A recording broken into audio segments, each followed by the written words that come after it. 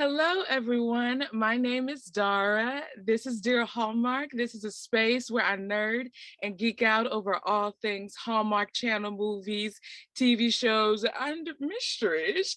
And today I am joined by the mystery maven herself, Jax, aka Detective Daphne, aka my mystery maven, mon ami, Jaclyn Collier from the Bundle Gang. Thank you so much for joining me, Jax.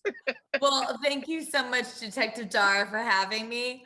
I'm glad to be back on the case with you. I love that you just called me your mystery maven, mon ami. Yeah. I feel deeply touched and tickled in an appropriate way. Yes.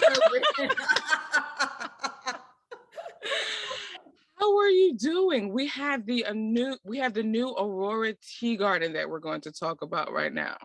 How are you feeling?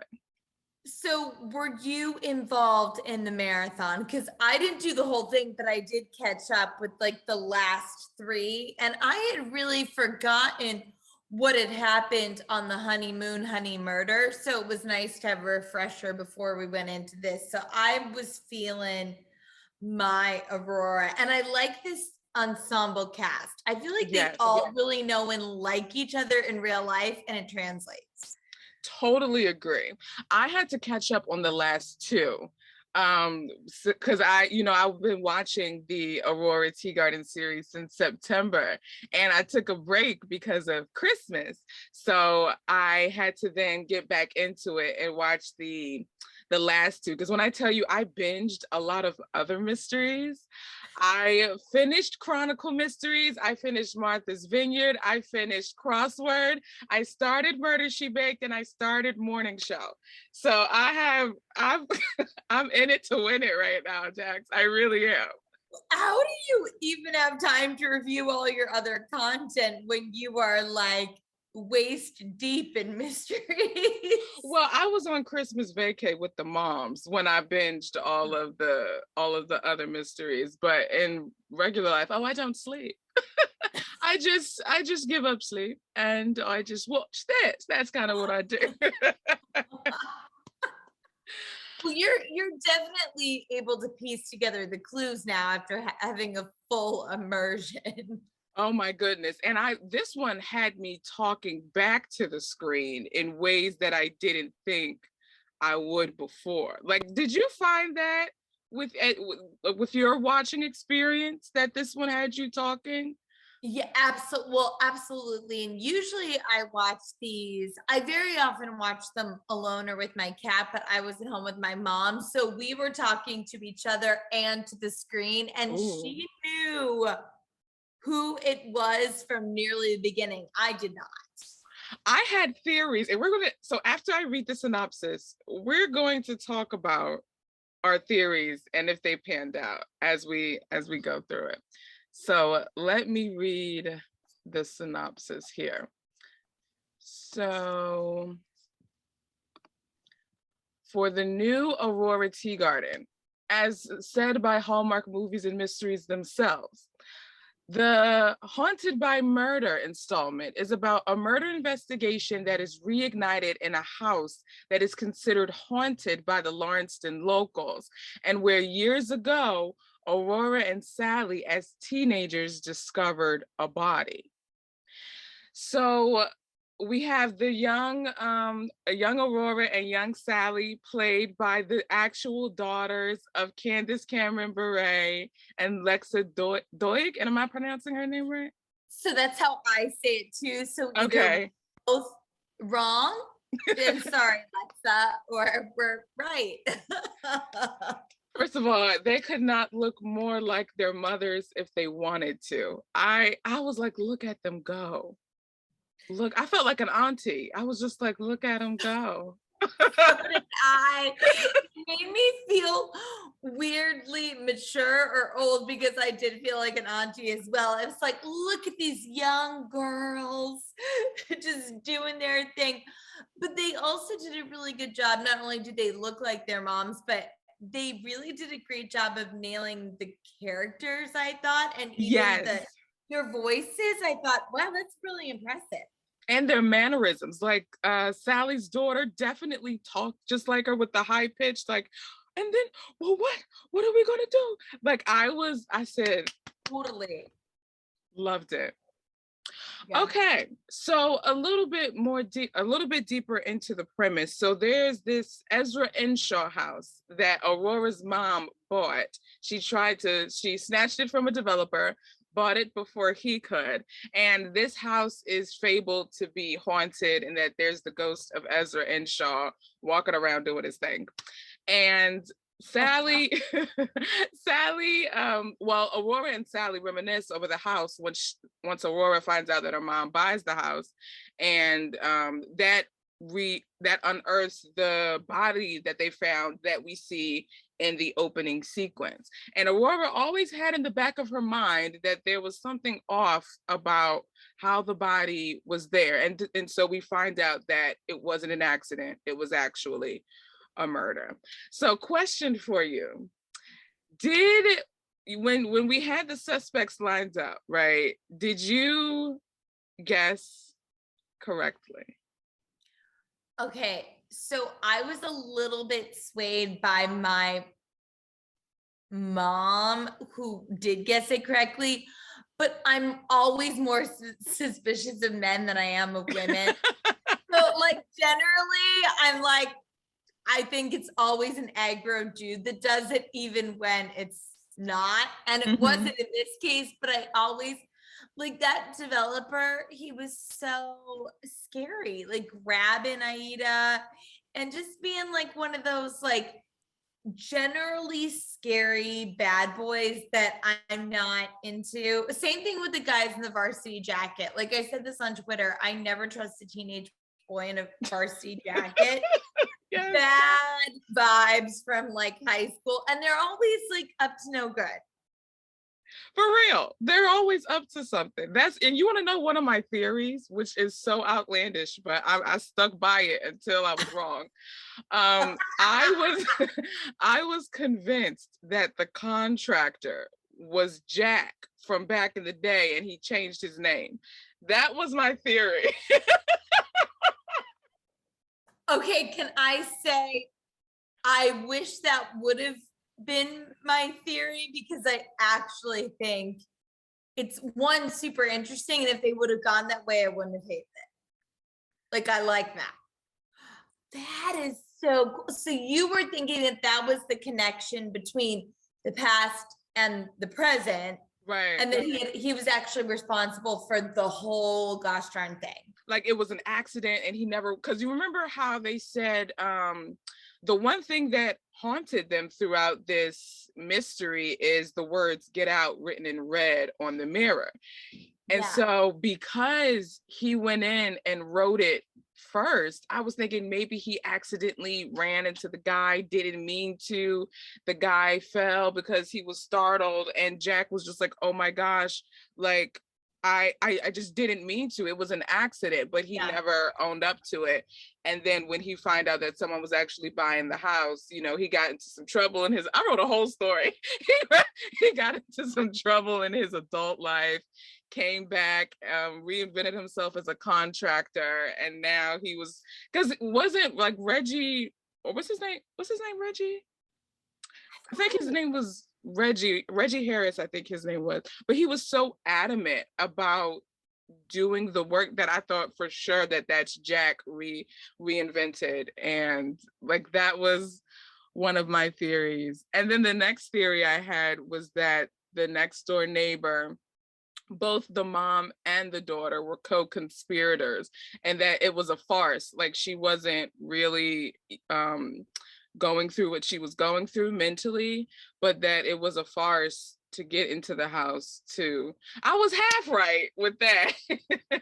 So I think, okay, that was something that I was also thinking about as well, because the way that the daughter would come over and collect the mom, and then was like, there was something that was weird there, and I couldn't figure out what it was, and I couldn't figure out what was inauthentic, but something felt, and not about the performances, but about the characters, something felt inauthentic. And the one clue that I had that I thought it might have been the daughter that I thought that steered me there a little bit was when she said she was taking a self-defense class. I thought, oh, then she maybe could have been like stealthy, pushing Nick, doing the whole thing because of her self-defense class. Also, she did have those scary eyes. Those eyes pierced into your soul. Like they gave new meaning to give me my soul back. I was just like, what is happening?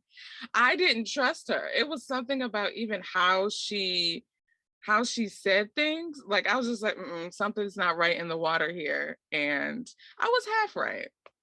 Well, so I also didn't trust her, but for a little while, I was also thinking, what if she was abusing her mom like emotionally, and that her mom really wasn't sick? Like I was thinking of all these things, that maybe it wasn't anything to do with the house, but she was making her mom think that she was crazy. Like there just seemed to be something screwed up about that relationship for me.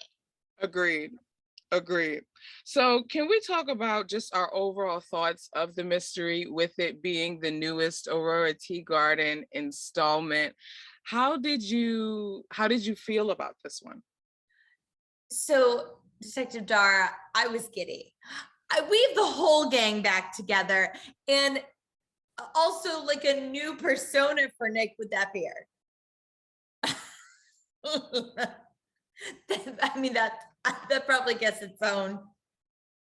We'll deal with the beard later. I was kind of into it, but I heard he got injured and that's why he had it. But it was a whole thing. But I love this cast, and I really felt like this had a very sort of almost like a summer camp feel to it, where you're like, everyone's here, and like Lillian walking around with her paranormal activities, and then she's got a kind of a fun relationship with that like early 20 something guy. Like I know it's nothing romantic, but they've got a vibe that's fun. And then of course Sally is as hilarious as ever, and walking around and like being scared of everything and being charming. And Aida is also really interesting in this, with her whole storyline of not only being like an awesome businesswoman, but is she falling back in love with Aurora's dad? What is happening? So for me, this one, there was a lot going on, but because I know and I like the characters already and I'm invested in them, it didn't feel like too much. However, if I wasn't familiar with Aurora's world, I would have been like, there is too much going on for me to understand. But because I'm in it, I really enjoyed it. What did you think? I can understand completely why you would feel that way, because everything was quick. I felt like, because it's like at this point, their relationship, why they respond the way that they do, why Lillian says the things that she says and why she acts, which I love her. She's one of my favorites. Like out of all of the mysteries, she'll just roll by with her car, just like do it. Like I love her. I love her. This one was the scariest one I've ever watched. I was spooked out, and I even watched it in the like blinding light of day, and I was freaked out. The ghost element, like it reminded me a little bit, just a tinge, of the first Sherlock Holmes with Robert Downey Jr., where it looked to be like a lot of supernatural elements, but everything was explained through science or logic. That's what it gave me a callback to, which I love. That Sherlock Holmes as well. And so this one, I appreciated that, and I love a good, like, I shouldn't say double murder, that sounds weird, but I love a good like with like a tie-in from two different places that it was just like, as soon as Aurora brought in that article, I feel like my whole wig was twisted. I didn't know what. I was just like, what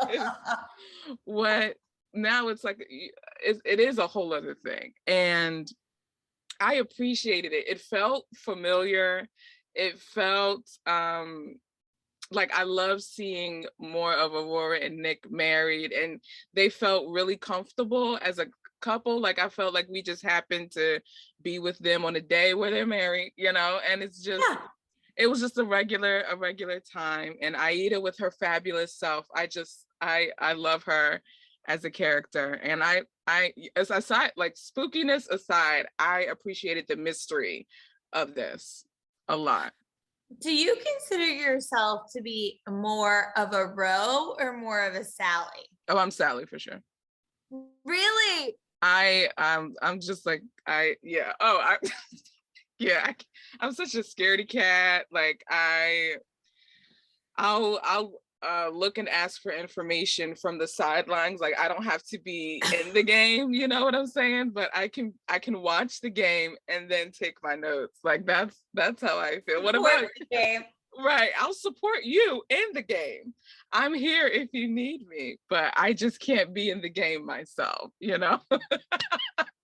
What about you? What would you consider yourself Aurora or Sally? I actually think I'm more Sally too, in the sense that Aurora, the reason I asked you is because when you talked about watching it in the light of day, it made me think of Sally. But then when you said that everything could be explained by logic and reason, it made me think of Ro.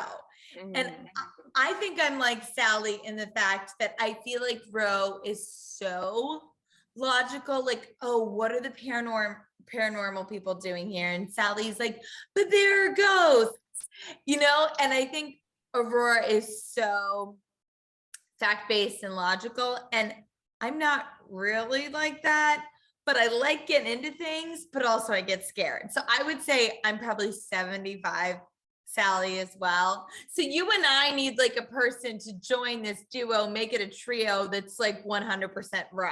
I was gonna That will say, yeah, throw themselves in there to balance us out. absolutely. Because now that you say it, I feel like I am like a cocktail of Sally and Ro, where I can be at times like very analytical and very logical, which also makes sense that Ro is with Nick, with him being a psychology professor. Like I just thought about that. I think that makes so much sense. Oh, yeah, that's actually very true that I never made that connection either, but that's how that would be a great way that they connect, and actually why they're similar rather than different, because we've seen how they're different, Hmm. but that makes sense. I love their pajamas too. I Oh my do think gosh. that was a sleepover to remember. Like we need to have one of those. I want the cute PJs. I want our hair like in the cute little, like it's messy, but it's not. Like You know? that effortless, like messy bun. Yes. Yes, please. Yes.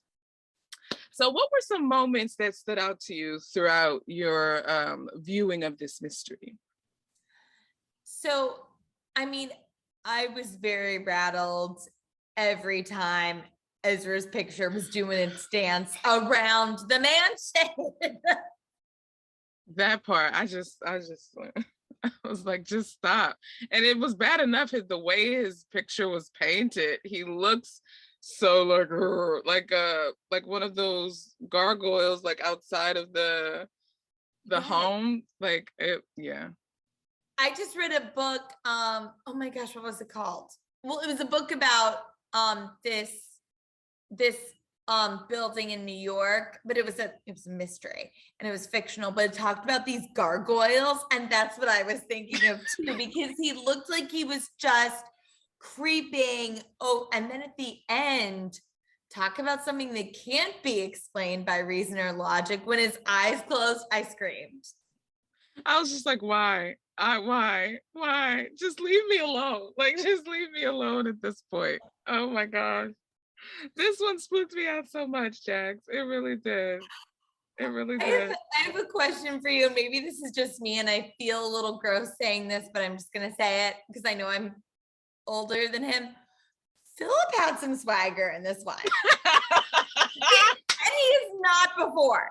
He is not before for me. And I don't think in general, but there was something about him that I was like, am I seeing something that wasn't there before? He's growing into his own, especially now that he knows what he wants to do with his life in terms of wanting to become a police detective. Like when he jumped out the window and onto the roof, I said, "Who is this? What are we doing? What's going on?" Mm-hmm. Mm-hmm. How about the opening sequence when young Aurora and young Sally are going down into the secret room, and then when they actually find the body, and then it quickly jump cuts to them present day, and we find out who screamed. Okay, so Peter Benson, in every way, like as a director, as an actor, I don't really know him as a person, but I feel like I would love him. Everyone that works with him says he's amazing. He is so funny, and I love this. This is what makes it feel even more summer camp-ish to me.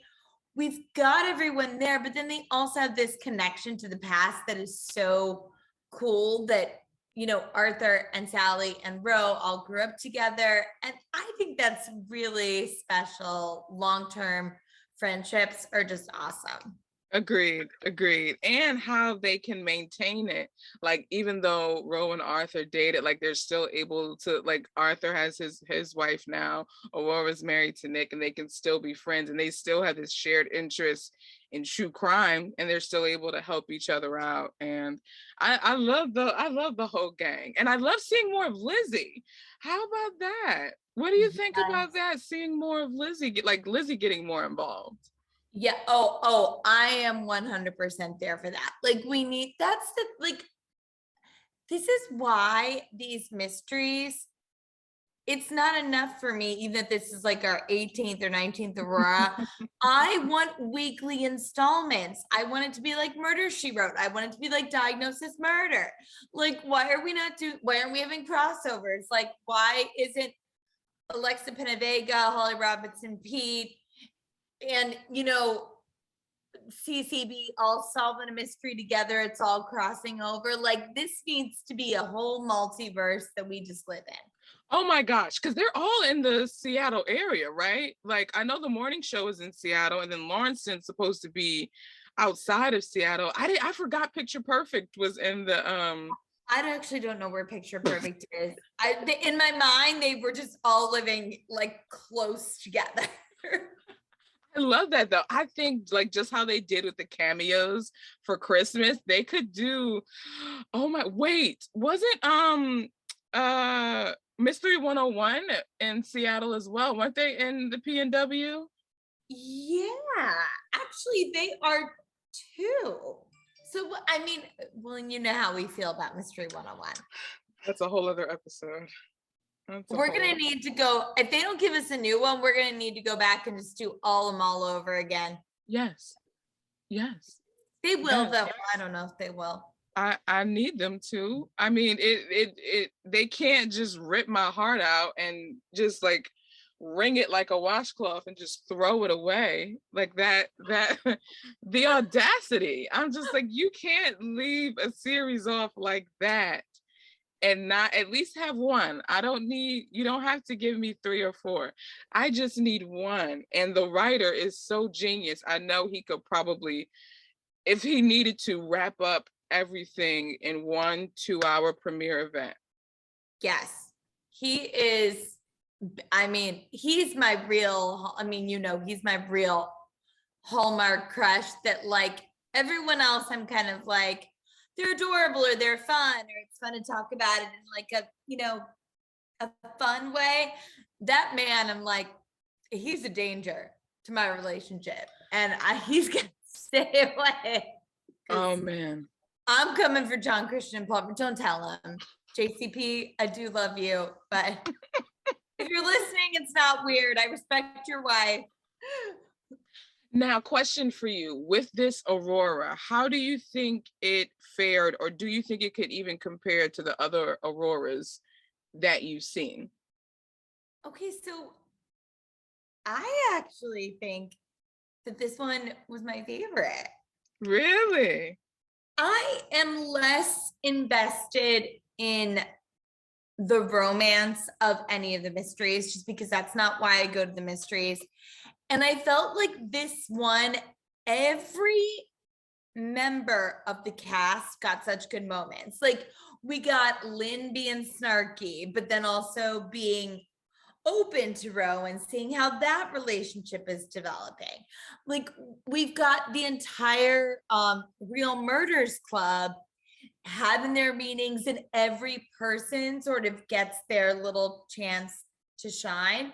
So I actually thought that this one, based on the fact that it was a huge cast, yet everyone still had really memorable moments, was my favorite. Now, what did you think? Because I know that you've watched them most recently all the way through, so they're very fresh for you.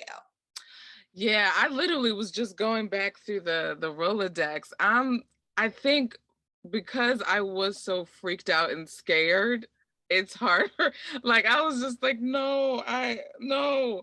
But if we stick to just the mystery, I won't say this is my favorite, but I'll say I really enjoyed this one.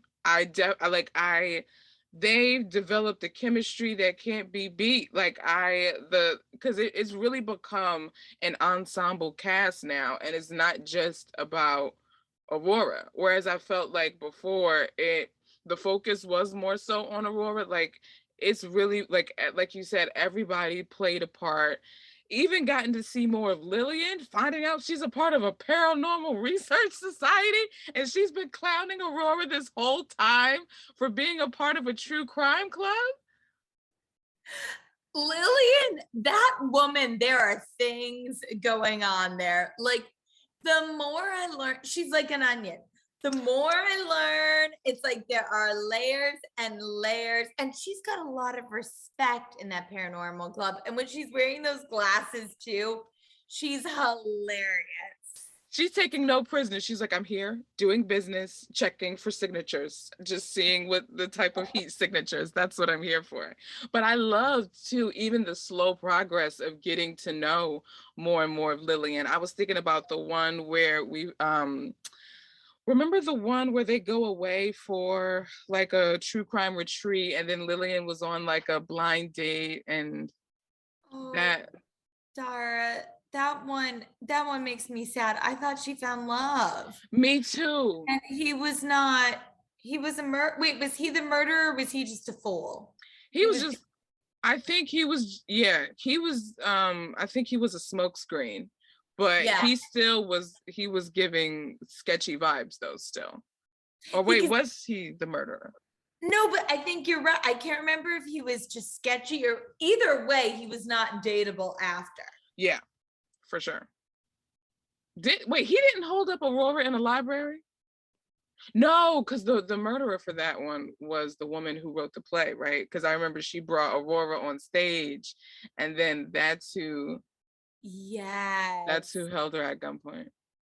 Gosh, that one was oh wait a minute. Are there two different, one is a real, like as a conference, and then one is when the performance was at the conference, Yeah, right? the murder mystery, because wasn't it supposed to be a dinner or something as well? And they were, or like a yeah, like a murder mystery diner situation play thing. Yeah. And then they needed everyone to like participate, even though, so they were, I do love one of those like actors' nightmare situations where they're just like handing out the scripts at the end and no one's supposed to be in it. But then all of a sudden, like the whole Aurora cast is in it. That was really funny. Yes.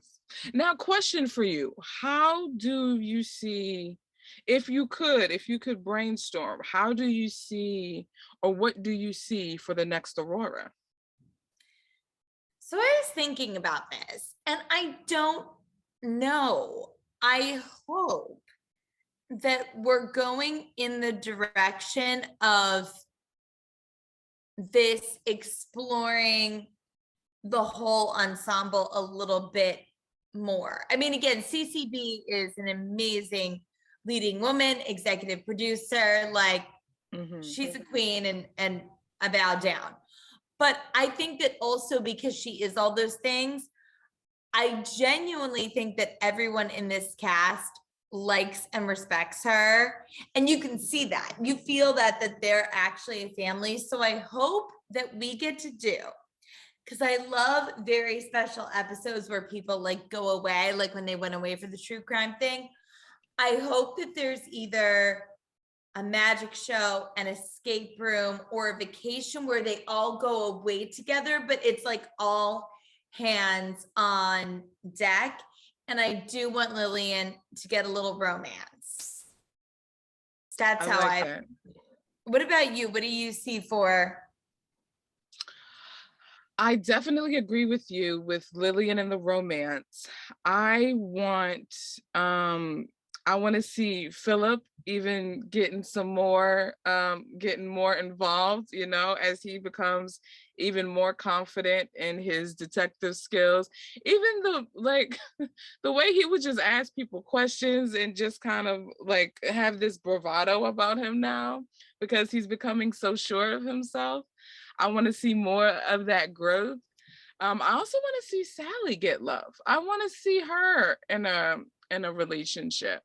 But romance aside, I really want a really intricate mystery, a la Mystery 101. The second, do you remember that second Mystery 101 where it was they were at a party? It was a boy, well, it was a guy and a girl, and all of a sudden you find out that they were related, and it had something to do with like a real estate thing back in the day. Because their father, they were like in a cabin at the end when all of it got revealed. Yes. Yes. That was one of the most, like, that one is my favorite because of how intricate everything was tied together. I want to see something like that before Aurora. Like, even if we gotta bring in another family member we haven't met yet, and maybe like have them become a suspect and see how, because you know Aurora is very logical and critical in terms of her thinking, will we see a more emotional side of her because one of her family members is the suspect? That would be something I would want to see play out. I love that because you're right. Even when Aurora is at a heightened state of emotions, there still seems to be a control or a calm to it. It would be great to see her just like lose her cookies. Yeah. You know? Like, you're like, whoa, you know. Oh, I had a question for you that it was something about this that sort of upset me. I wanted to start a GoFundMe for this girl at the end with her mom. I was like, let her have the money. Let her have the money. I her with the shovel, and then Nick coming. First of all, I was mad that Nick just left her out there by herself to go get a shovel. I'm like, why didn't she go with him? Why? I was like, here it is, and this is where it all goes down. I knew it. I was like, why would he leave her out there by herself? I didn't like that. I mean, if there was not a murderer, spookiness, what have you going on, I still am not gonna want to be alone in the rain, outside, in a forest by myself at night. Like, yeah. Again, I'd rather dig with my bare hands. There's no rhyme or reason to that. But then, yeah, when we see that she creeps up behind, but she sort of had a compelling argument. It's like, yeah, I think so. Like, mental health is a very serious thing, and then health insurance in this country, not to get off on a tangent, is just a mess. So, like, let's let this poor girl take care of her mom. I know. But wait, because in her, confession, did she mention how she's been planning this for months? Like she was trying to look for the map? Yes. So I think what had happened was that she knew enough to know that it was buried, but because of her mom's mental illness, her mom was confused and there was not enough to pinpoint where it was exactly. And then when she found out and Ro led her right to it. But I think the mom just knew it was there, but didn't have any idea exactly where it was. At least that's what I thought. Okay. Because I was like, wait, so because she was the one, well, spoiler alert for anyone who's watching or listening. I'm gonna just sorry if anyone put that out there. But I'll put it in the description too, spoilers.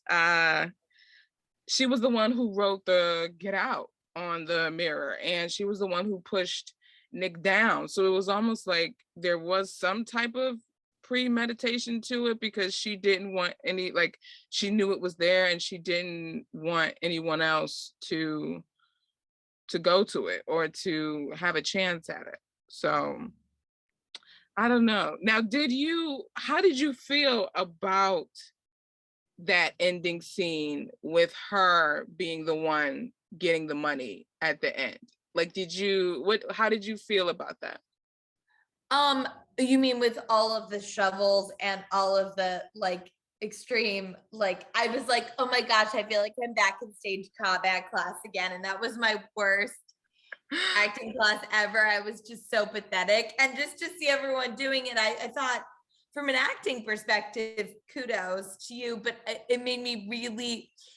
actually made me really nervous to see just the shovels all being hoisted at each other without any regard. I'm like, you're gonna accidentally kill someone. I know you don't want to kill anybody. I mean, that's what Nick almost went in there. I was like, are you gonna take down this young woman? Like, are you gonna take her down? Like, yeah, you have to protect Ro, but like, let's allow some grace. And did you, because you didn't suspect her from what we talked about earlier, how did you feel also from that perspective, like when it's like seeing that at the end? I thought it was one of those that was sometimes in a mystery, it'll be revealed like who done it, and you go, that doesn't make sense. Mm-hmm. And other times it'll surprise you, but it's that sort of surprising yet inevitable feeling like, oh, I see it now. And I felt like that's the markings of good mystery. And that is how I felt about this one. It felt very satisfying that I've only watched it once, but I do feel like if I went and I tracked it back, there were enough things that it seemed realistic to me that she was the one who was behind it. Did you feel like that, or were you like, what's happening? No, I called it. I knew she had something to do with it, but I think that being the ending scene for me, I guess, wasn't satisfying enough. I don't know. So I feel like conflicted with. Oh, what do you want at the end? Because it sounds fun. I like where you went with the other plot too. So what would you do at the end of this? I think too, because I was so bent on the contractor being Jack, that when it wasn't, and then my other theory was because it wasn't the mom and the daughter and it was just the daughter, I was like, nah. And then the whole shovel, I wanted some gunshots. I wanted a little bit more danger. I wanted just to teach more danger. But I did, like, I was halfway or a third of the way right in that she was a part of my theory, but she was the only one at the end. And how did you feel about them? Because it ended up being a double murder with the different things that they found out throughout the course of the mystery about who the actual criminal was that committed both. Okay, so now that I'm thinking about this, I feel like I had trouble tracking that. Like I was so focused on her because wait, who did? Her father. It was her father. And but she didn't.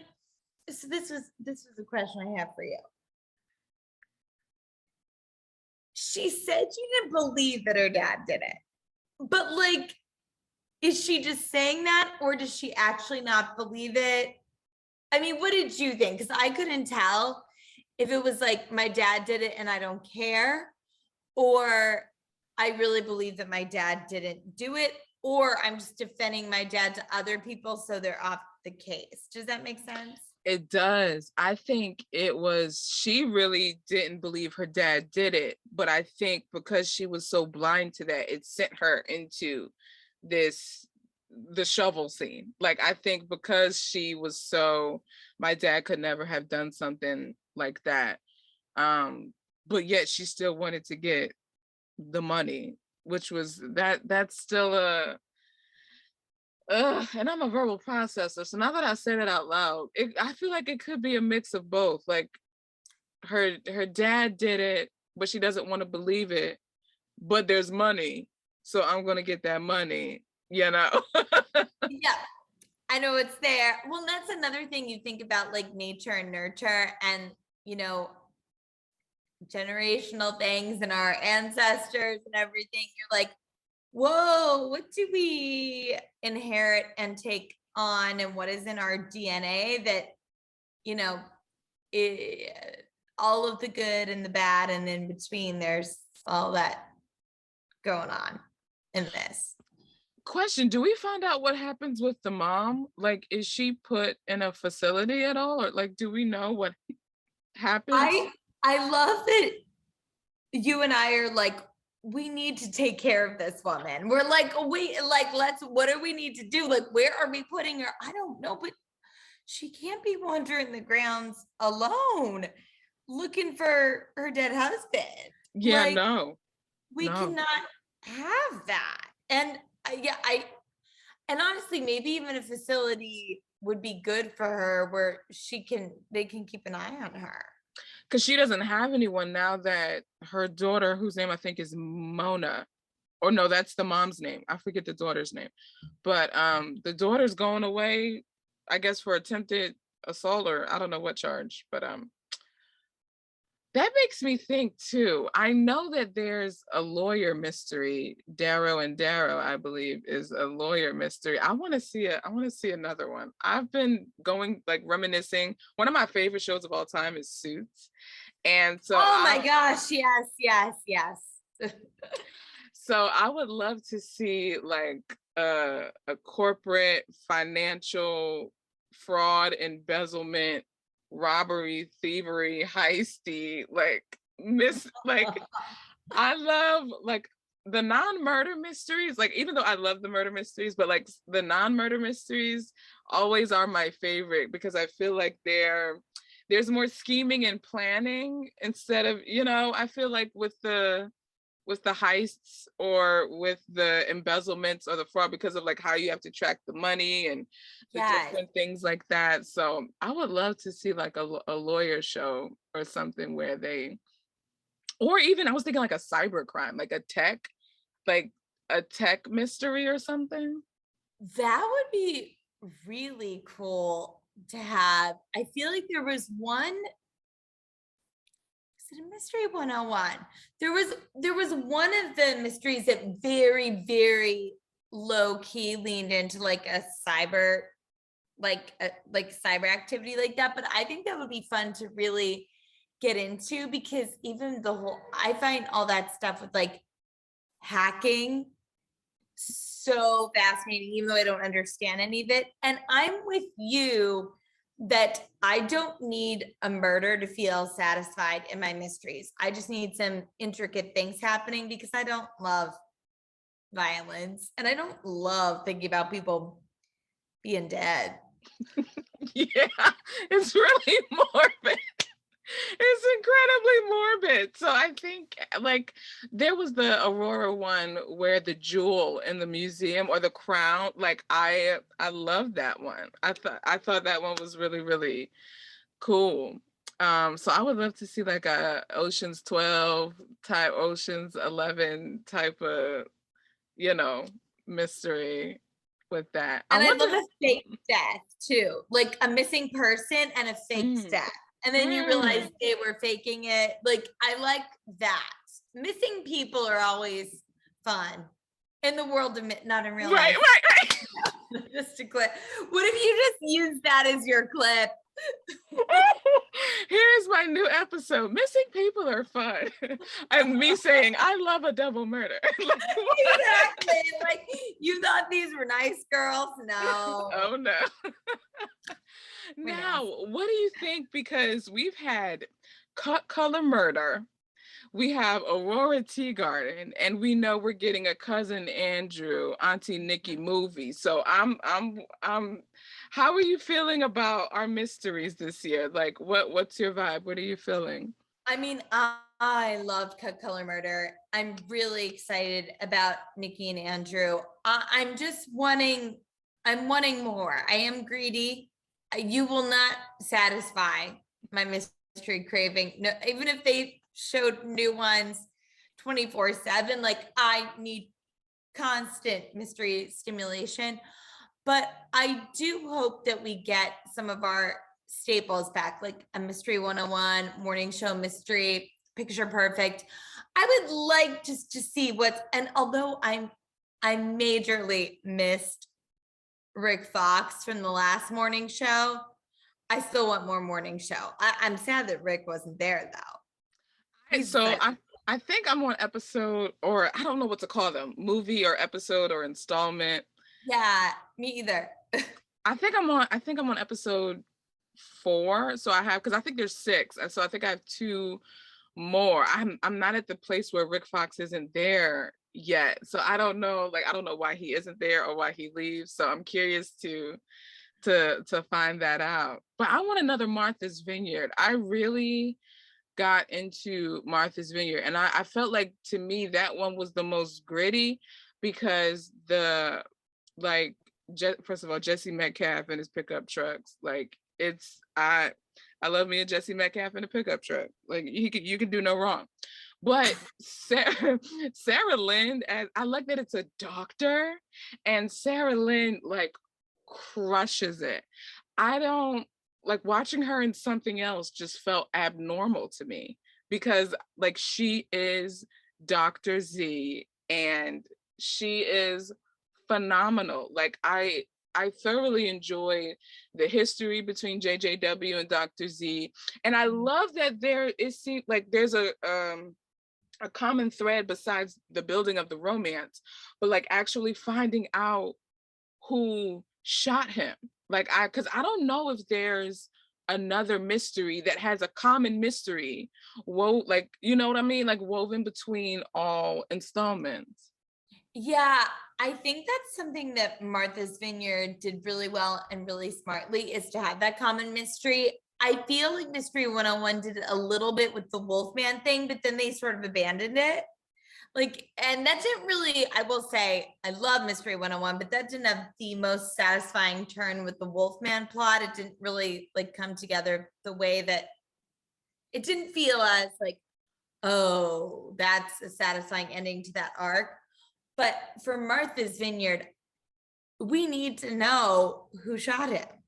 Like, Yeah. we need, and that's what Cut Color Murder has very smartly done in the first installment, is that it's, again, kudos to that team, because they know that the way to hook people in a mystery is to have these mysteries and to have one overarching one. So I think we'll see more of that as new things get developed, hopefully with Cousin Andrew and Aunt Nikki.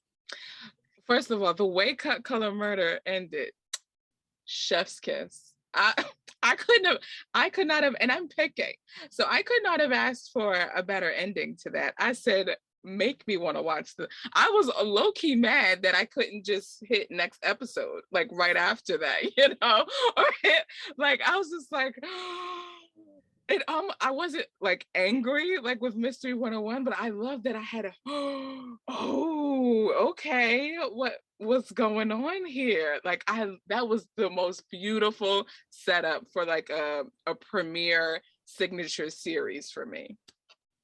They better get on filming another one of those. I don't know who we have to talk to, and it'll probably fall on deaf ears anyway, but we need to let them know what we need.